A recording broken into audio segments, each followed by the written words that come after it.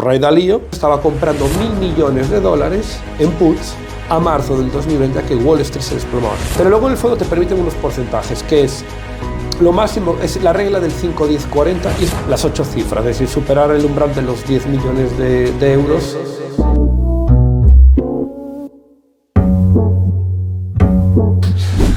Bueno, familia, aquí tenemos con honor y gusto y placer, después de una buena comida con el estómago lleno. Sí, la verdad que sí, muy bueno.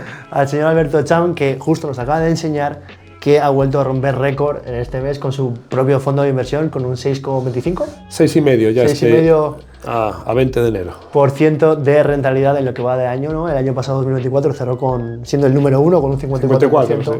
de rentabilidad en un fondo de renta variable. Una locura. Y nada, vamos a ir muy al grano porque muchos ya conoceréis a este señor. Es una persona con muchísima autoridad en España y próximamente yo diría que de parte del mundo, porque al final acabar el número 1 en su fondo de inversión de renta variable pues no lo hace cualquiera, y por eso está aquí. Y hay una cosa que cuando yo te conocí, bueno, lo voy a contar rápidamente, sí. Porque aparte de eso que vamos a mencionar ahora, hace muchos años, hace 10 años un poco más, cuando yo empezaba a formarme en el trading, él se hacía llamar el gurú del trading, ¿no? Y a mí, cuando yo lo encontré, dije, este tío no, ¿sabes? Que me generaba rechazo, ¿no? Y luego, hace unos meses pues tuve la suerte de poderlo conocer en persona y pues rápidamente pues nos hemos hecho amigos, hemos compartido un montón de cosas en estos meses y joder, es un gusto de verdad tenerlo cerca, ¿no? Y una de las cosas que me contó en su momento, que respecto a su fondo de inversión, de cómo lo gestionaba, ¿no? Bueno, al final haces muchas preguntas, ¿no? Bueno, todos tenemos un poco la idea, ¿no? Sobre todo los que llevamos tiempo en el tema de la inversión, el trading, tenemos cierta idea o lo que nos ha contado, lo que hemos leído, ¿no? Pero cuando yo le preguntaba a este señor cómo lo hacía y me decía, Carlos, para que te hagas una idea, esto es como conducir marcha atrás por una autovía de noche, ¿no? Esas fueron sus palabras y yo me quedé como diciendo, ¿qué me está contando este señor? Entonces, no me enrollo más, aquí el señor Alberto Cham pues nos va a contar en detalle cómo ha conseguido que su fondo de autor gestionado por él solo llegue a ser el número 1 del mundo en renta variable. Bueno, muy buenas, Carlos. Para mí es un verdadero placer estar ahí contigo. Me hace mucha ilusión, ya te lo comentaba. Y bueno, del fondo de inversión, vamos al grano directamente, 54%. El S&P 500 estuvo un 20 y pico, fue un año muy bueno para el S&P, es decir, cómo se consiguió de alguna manera el doble o más del doble del S&P 500. Yo siempre digo que tengo dos partes. Una, la parte de inversor, de acciones, es decir, bueno, pues en mi fondo hay una norma que te obligan a que mínimo el 75% del dinero del fondo esté siempre invertido en bolsa. Esto quiere decir que si tienes un 76% expuesto y quieres vender una acción que tiene un 5% del valor o de peso ponderado en el fondo, para vender ese tienes que comprar automáticamente otro. Entonces, esto que nos viene a decir, bueno, que siempre tienes que estar invertido, siempre hay que estar buscando compañías que independientemente de que el mercado pueda estar cayendo, subiendo, compañías que estén de alguna manera en tendencias alcistas. Pero luego hay el otro porcentaje, que es todo lo que has invertido, mínimo 75 hasta el 100, tienes libertad de que puedes tener liquidez, puedes invertirlo en renta fija, puedes hacer trading con él como quieras, y en mi caso hago trading pero con opciones. En operativa, swing trading, es decir, operativa a semanas, 2, 4, 6 semanas habitualmente. Y aquí, para mí, es donde radica la diferenciación. ¿Por qué? Porque, de alguna manera, pues teniendo una cesta de 20 compañías, tú puedes conseguir una rentabilidad ligeramente superior al S&P 500, pero más o menos igual. Pero la idea es cómo se consigue al doblar el S&P 500 con un riesgo que, por cierto, era incluso menor a la mayor parte de los fondos. Y es ahí con el trading de opciones. Es decir, la ingeniería que te permite, cuando la bolsa baja, ganar dinero, o cuando la bolsa sube, potenciarlo. Es decir, un poquito más. Ese es realmente para mí lo que me marcó la diferencia.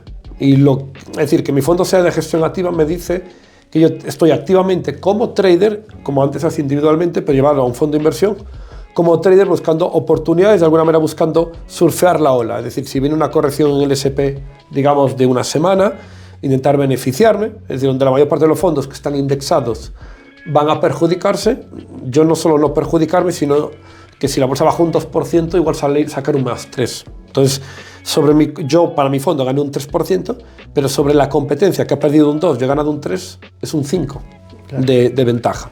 Entonces es un poco la idea. Y sobre eso, de alguna manera, lo que comentabas, el ejemplo de ir como conduciendo de noche y marcha atrás, es que realmente en un fondo de inversión, cuando tú envías la operación, para que la gente lo entienda... Sí, explica el proceso. Sí. Porque claro, muchos traders nos vais a ver esto. Claro, estamos acostumbrados a estar con nuestra pantalla, decimos, vale, aquí es el patrón, hacemos clic y es instantáneo, ¿no? Pero explica esto porque es muy interesante y muy poca gente lo sabe. Cuando tú haces un fondo de inversión, lo que decimos, la diferencia entre cuando yo hago trade individual, lo que dices, estás delante de la pantalla, clic, compro, clic, vendo al segundo. Cuando tú haces un fondo de inversión, hay una parte que es el asesor del fondo, en este caso yo, y otra parte es la gestora del fondo, que es la que coge esa orden que da el asesor, que es como si fueras el capitán del barco, que da una orden al marinero, girar a babor o a estribor, y la hacen. Pero para hacerlo, ellos tienen que velar que esa orden que tú das, que no la cuestiona, pero cumpla la normativa de la CNMV. Desde el punto de vista del porcentaje, de ver si, por ejemplo, mi fondo puede comprar acciones de Europa, Estados Unidos, y de una acción que de comprar una acción de Japón, pues la tienen que revisar y me dicen, mira, Alberto, no se puede hacer esta porque incumple el folleto normativo del CNMV, que solo puedes invertir en Europa, Estados Unidos. Vale. Entonces, la gestora hace una especie de árbitro, de cumplir las normas. Y si no puedes hacer, te dicen, no puedes hacerlo, envíanos otra recomendación. Entonces, claro, cuando tú envías una orden que se analiza y luego entra al mercado, luego tú el día siguiente ves al precio que ha entrado, claro, day trading no se puede hacer. Y si lo haces con los ojos cerrados. ¿Por qué? Porque yo para ponerme corto, no me puedo poner corto en un índice o una compañía porque veo que hay un cruce de media según time frente a 5 minutos.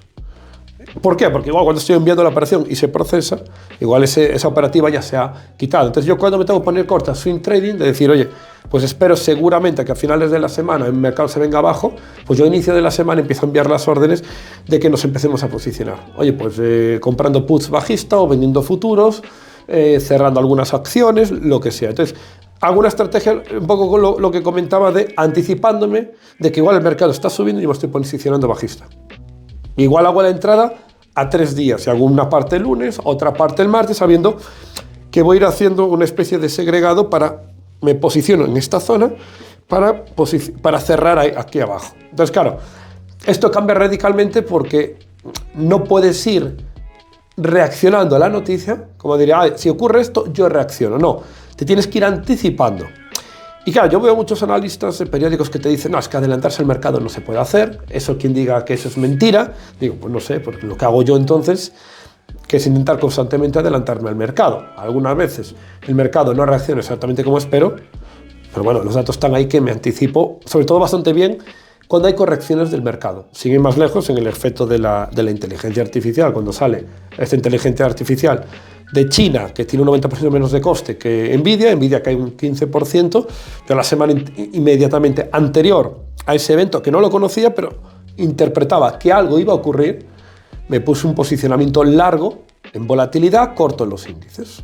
¿Vale? Aquí hay un detalle, claro, lo contamos también, o sea, respecto a esto que está contando, algo que me explotó la cabeza fue que cuando te conocí contabas también la anécdota en la ponencia que hiciste, que justo cuando pasó lo de la pandemia, bueno, sí, en el COVID, el COVID, que él supo en octubre, creo que fue del 2019, sí, si mal no recuerdo, él comentaba junto a otros analistas, que eran muy pocos, que decían que en marzo de 2020 iba a ocurrir algo, no se sabía el qué, que iba a hacer tambalear los mercados. Sí, que iba a derrumbarse las bolsas. Puedes contar un poco, si quieres, también. Sí, yo en el 2019, que por eso a mí me influye tanto, me impactó tanto el aprender de opciones, porque al final las opciones y los futuros son instrumentos similares. Como siempre digo, uno es un coche de alta potencia, otro es una moto. Son diferentes, pero son derivados y al final es para operar haciendo trading. Pero las opciones lo que nos permite es ver el volumen de dinero, a diferencia de un futuro, que un futuro se mete el volumen al precio del mercado. Y uno puede decir, Alberto, pero yo puedo dejar una orden condicionada abajo o arriba del mercado. Digo, sí, pero es condicionada. Es decir, si el S&P está en 6.000, uno con un futuro no puede comprar a 6.300, hasta mínimo que el S&P llegue a ese nivel. Pero con las opciones se puede. Las opciones se puede comprar un seguro, decir, yo quiero reservar el S&P a 6.300 de aquí a medio año y ya lo compro. Entonces ya has metido dinero. Entonces, claro, el ver hacia dónde se está poniendo el dinero a meses vista, a qué strikes, te está dando un posicionamiento real de dónde se están posicionando las manos fuertes. Yo en julio del 2019 hice un evento en La Toja, en Galicia, en mi tierra, que era Crisis 2020, de que en 2020 iba a venir una hecatombe en las bolsas. Obviamente ahí no desconocía lo que era el COVID porque nos había hablado. Ese evento lo hice dos veces, uno en verano y otro en octubre. Y todo era, al final la estrategia era un posicionamiento bajista, resumido todo el evento, un posicionamiento bajista de opciones a marzo, porque era el primer vencimiento. Eran dos estrategias, una era marzo y otra era junio, porque se esperaba que el primer semestre del año la bolsa se tenía que ir un 20%. Claro, ese 20% no había caído, veníamos de 2019 alcista, 2018, 2017, veníamos de una época alcista. Y era un poquito anticipar algo que no iba a ocurrir. Pero luego, viendo las opciones, nos estaba anticipando que se estaban poniendo posicionamientos muy fuertes y empezó a dispararse eso a partir de octubre-noviembre del 19. Ya cuando quedaban 4 meses, 5 meses, de hecho, claro, estaban posicionándose contra Wall Street, y cualquiera puede ver un gráfico de lo que era los últimos 5 meses, 3 meses del 2019, Wall Street era así. Enero del 2020, Wall Street seguía así. Es decir, Ray Dalio cuando se posicionó, igual que yo, te posicionabas y te tenías que comer un mes y medio el mercado subiendo en tu contra. Claro. Sí, aparte recuerdo esa época porque siempre le contaba en otros podcasts y demás que 2019 fue mi mejor año como trader. O sea, cuanto más plusvalías, más rentabilidad saqué a ese año. Y claro, yo recuerdo porque aparte estaba Donald Trump, que ahora lo tenemos nuevamente, y era todos los meses, todos los días subiendo máximo histórico. Y que cada corrección era compra que vuelve a subir. Máximo histórico todo el rato, todo el rato. Correcto. Y fue en eso. Y claro, yo cuando veía los posicionamientos que estaban a marzo, yo lo que hice fue posicionarme un tramo en diciembre y luego en enero cargué más posiciones. Todo a tercer viernes de marzo, que era un viernes 20 de marzo, a que la bolsa se caía. Claro, cuando llegó el COVID, que el COVID realmente duro empezó el 15 de marzo, pero la bolsa empezó a caer del 20 de febrero al 20 de marzo. Se desplomó la bolsa, fue el crack de los 3 mayores cracks de un siglo. Uno fue el del 29, el del 87 y luego fue el del COVID, desde el punto de vista de velocidad de un mes. Se desplomó el SP500 un 30%, el IBEX un 40%. Fue una locura, la mayor caída de la historia del IBEX. Y claro, todo fue en 4 semanas. Lo curioso es que cuando realmente empezó la pandemia, la parte grave, cuando estaba cerrándose los países, ahí fue tercer viernes de marzo, lo puede ver todo el mundo, fue cuando el mercado llegó al mínimo y cuando realmente era lo grave del COVID, se supone que diríamos, bueno, si esto no era previsto, a partir de ahí tendría que empezar a caer la bolsa. Pues podemos ver que el tercer viernes de marzo, desde ahí, fue el mínimo del 2020 y desde ahí se disparó la bolsa 9 meses seguidos. Que eso nos hace ver una idea que estaba preparado. Que los mercados ya estaban preparados a que iban a caer hasta marzo y cuando todo el mundo conociera lo que era el COVID, que era cuando había miedo en la economía, las bolsas se disparaban. Claro. Esa es un poco ley del sentimiento contrario. Sí, de hecho, normalmente los inversores siempre decimos que cuando un movimiento se ha producido de manera muy agresiva es porque normalmente decimos que antes de que suceda en la vida, que se entere todo el mundo, el mercado ya lo ha descontado, ¿no? De hecho, cuando Bitcoin, hablando un poco así genérico, pero Bitcoin llegó a 110.000, si mal no recuerdo, como máximo histórico aproximadamente, decían, no, es que cuando Donald Trump entre, el precio se va a disparar más. ¿No? El precio ya había descontado el movimiento de alza, ¿no? La reacción ya había sido... Es que si fuera algo tan simple, todo el mundo lo aprovecharía. Entonces, si el mercado, como digo, el mercado no es que sea complicado, es simple, pero no es para tontos. Quiero decir, la idea de decir, en ese ejemplo acabas de explicar muy bien de todo el mundo, por ejemplo, Trump es pro mercado, de hecho, acuérdate cuando estuviste en mi casa, lo anticipamos, va a ganar Trump. Y había comentado, comprar todas las empresas tecnológicas que estén relacionadas a las criptomonedas porque van a subir. Pero claro, cuando empezaron a subir, antes de que Trump ganara, gana Trump y ese efecto dura X días y se desvanece. Totalmente. Era un patrón habitual. Qué bueno. También algo que me quedé de aquella vez que estuvimos ahí pasando una buena tarde fue que me comentabas que dentro de tu fondo podías invertir diferentes porcentajes, ¿no? En función del activo, correcto, del derivado y demás. Comentabas que solo te permitían operar solo con el 25% con opciones. ¿Puedes explicar esto un poco también cómo se regula y cómo también consigues, porque es de los pocos fondos que creo, bueno, si no es el único, sí, que hace trading propio, que hace trading como tal, explícanoslo. Sí, a ver, lo de los porcentajes en un fondo de inversión cambian radicalmente. Al trading individual, el trading individual, pues todo el mundo sabe que tienes tu dinero y no hay reglas salvo las que tú pongas. Si quieres estar 100% invertido, si quieres estar al 50% o si quieres estar en 0. En un fondo no te permiten eso. En un fondo, si entras, por ejemplo, en la categoría que estamos, renta variable global, que es en la que compito, en la que está pues BlackRock, JP Morgan, Goldman Sachs, la principal, una normativa es el 75% siempre tiene que estar en bolsa, en todo momento de la existencia del fondo. El otro porcentaje libertad como tal, y si se usan derivados, solo puedes utilizar con ese porcentaje un apalancamiento que es 1 a 2 sobre el valor del fondo. ¿Qué quiere decir esto? Que si el valor del fondo son 5 millones de euros, tú puedes tener un valor nominal de 10 millones. Claro, el valor nominal, no de uso de garantías. Es decir, el valor nominal, cuando alguien opera un futuro del Eurostoxx 1, si el Eurostoxx vale 5.000 puntos y es a 10 el punto, un futuro del Eurostoxx quiere decir que el nominal son 50.000 euros, aunque nos estemos poniendo 4.000 de garantía. Pero el nominal son 50.000. Entonces, si opero 10 futuros, voy con medio millón. Pues, de alguna manera, el apalancamiento 1 a 2 nos hace ver que dentro del apalancamiento te permite un apalancamiento muy conservador. Porque, claro, estás hablando, o acostumbras a apalancamientos 1 a 30, 1 a 50, 1 a 100, 1 a 200, 1 a 400, y en un fondo de inversión como máximo te permiten 1 a 2. En ese aspecto. En el mío sí que me permite un apalancamiento especulativo, es decir, largo y corto para ganar dinero, y hay fondos que te permiten apalancamiento de cobertura solo, es decir, solo puedes usar derivados para cubrir en caso de caer, pero no puedes, de alguna manera, que si el mercado baja un 3, tú ganas un 3 por el otro lado y te quedas a pre, pero nunca más.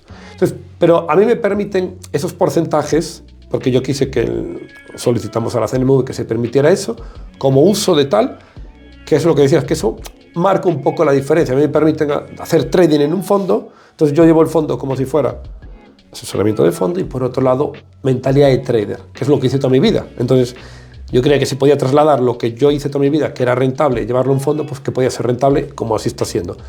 Pero luego en el fondo te permiten unos porcentajes, que es lo máximo, es la regla del 5, 10, 40, y eso es general en todos los fondos del mundo. La regla del 5, 10, 40 es: tú como máximo puedes invertir un 5% en un activo, en el que quieras. Oye, quiero comprar Apple, quiero comprar Nvidia, quiero comprar Disney. Vale, pues de tu fondo el máximo el 5% en un activo. No, uno no puede decir, hay un fondo de inversión de 10 millones, quiero invertir 2 millones en Apple porque lo considero una gran compañía, que la es. Digo, vale, ya, pero estás invirtiendo un 20. Si tienes 10 millones de euros, vale máximo 500.000, porque es el 5%. Esa es la regla del 5%. Luego está la regla del 10%. Y decimos, vale, ¿y qué pasa si compro y por lo que sea el fondo baja por otras compañías y está en 9 millones y yo tenía un 5 y ahora ese porcentaje ya no es un 5? Si baja el fondo y yo no he invertido más ni menos, el porcentaje igual me sube a un 6. Claro, porque el porcentaje de ponderación varía en función de lo que hay en el fondo. Entonces te dicen que los valores que superen el 5% de la ponderación pueden ser máximo un 10. ¿Vale? Entonces te permiten ahí una holgura. Siempre, ahí te entra el 5, 10, 40, siempre que los valores que superen el 5 y nunca superior al 10, el conjunto de ellos no sea superior al 40% del patrimonio. Claro, esto es una regla de Excel que dices, yo creía que lo difícil era ganar dinero en bolsa. Ese es un plus que hay que meter, que sobre el trading que estás haciendo, calcula que no pasarte un 5% de los valores, que esa compañía, que igual va creciendo y vas ganando dinero, te pasa del 5, que esos que superen el 5 no superen el 10 y que el conjunto entre los que son mayores del 5 y menos del 10 no superen el 40 de tu patrimonio. Entonces, claro, eso cada semana, igual hay valores que te están dando mucho dinero y que tienes que desinvertir y vender algunas acciones para cuadrar el 5, 10, 40. Lo cual, digamos, dificulta aún más que hay compañías que pueden ser muy buenas, que están doblando. Oye, una compañía que hemos entrado con un 5 y que va muy bien, hemos doblado las acciones, hemos comprado $5 la acción y esa compañía está en 10. Pues entonces igual lo que hemos invertido está doblado. Pero para el fondo ya estamos en un 9% de ponderación del fondo y decimos, tienes que vender una compañía que igual está ganando, está en tendencia alcista, igual tienes que vender porque te está a punto de pasar el 10. Es que es una locura. Entonces te dificulta, para que la gente entienda de bien, de que cuando se gana un porcentaje que no hay la libertad que uno cree de trading individual. Claro, o sea, y esto tener en cuenta que él lo hace él solo, o sea, no tiene un equipo ni nada que le asesore, ni le ayude, ni nada. O sea, lo hace todo. Me parece una auténtica salvajada, sinceramente. Entonces, bueno, ya vamos a ir terminando porque vamos un poco al tiempo un poquito ahí ajustados. Muy rápidamente, objetivos con tu fondo, personales también, de tu inversión para el 2025. Yo el 2025, y este año, hombre, en base un poco a los resultados del año anterior, espero, por un lado, de hecho a día de hoy, como comentaba, llevo el fondo, mi objetivo es primero intentar superar la rentabilidad del año anterior. Sé que es muy difícil porque es un 54,5, un 20% es un año muy bueno y tú lo sabes, sí, claro, sí. Decir un 20 yo creo que firmamos todos los traders, de hecho es la rentabilidad de Warren Buffett en su historia. Intentar el primer año superar la rentabilidad del 2024. Entonces, hacer un 55 para arriba, ese es mi objetivo, al menos lo tengo como meta, de decir, oye, si has conseguido un 54,5, probablemente igual si te esfuerzas un poco más, el mercado te ayuda, puedes conseguir eso. Ese es el primer objetivo. Segundo objetivo, desde el punto de vista de capital del patrimonio del fondo, superar las 8 cifras, es decir, superar el umbral de los 10 millones de euros de inversión en el fondo. Y luego, desde el punto de vista de los inversores, que ahora también estamos en récord de inversores, el récord también en mi fondo en máximos históricos, sigo superándolo.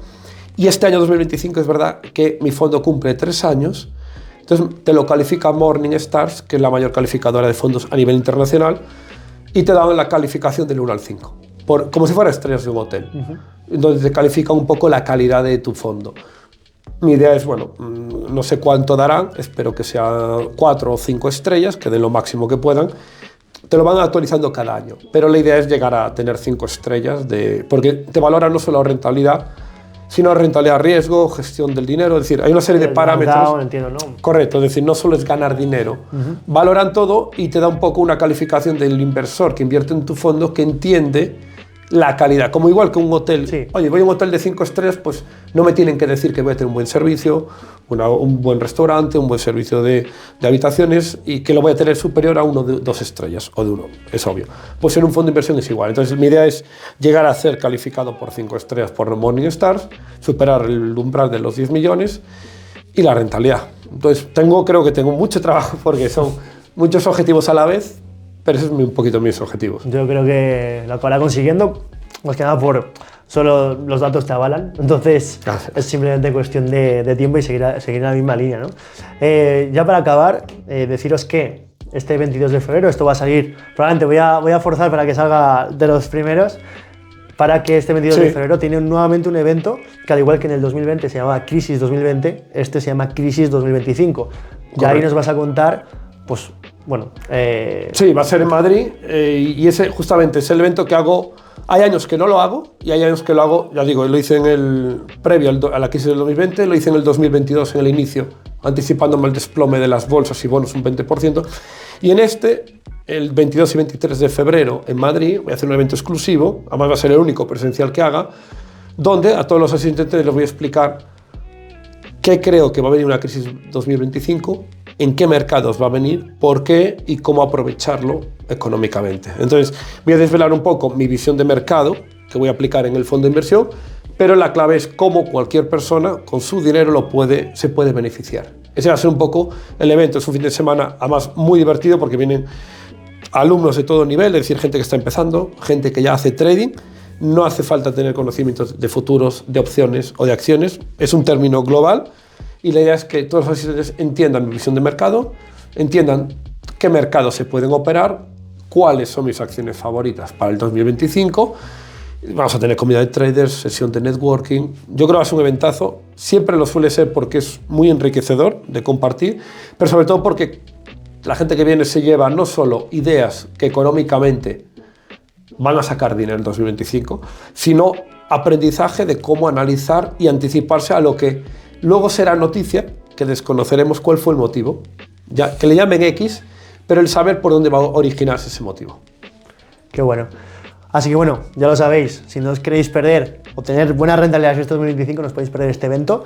Voy a dejar toda la información aquí en la descripción, tanto sus redes sociales como las mías. Nos podéis preguntar lo que necesitéis. Alberto es de las personas que súper cercana por redes, así que le podéis preguntar lo que queráis. Y nada, Alberto, de verdad ha sido un auténtico placer. Espero que hayas estado a gusto aquí en nuestra tierra, en Valladolid. Sí, y que vuelvas pronto. Por supuesto, Carlos, un placer.